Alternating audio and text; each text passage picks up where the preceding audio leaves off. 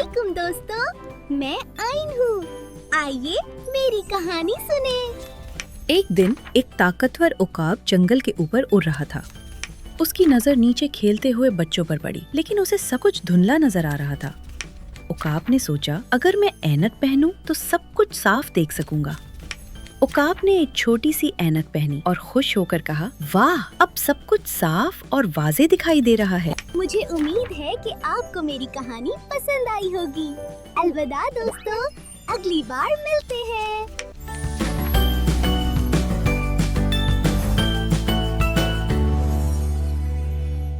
अस्सलामुअलैकुम दोस्तों, मैं गईन हूँ।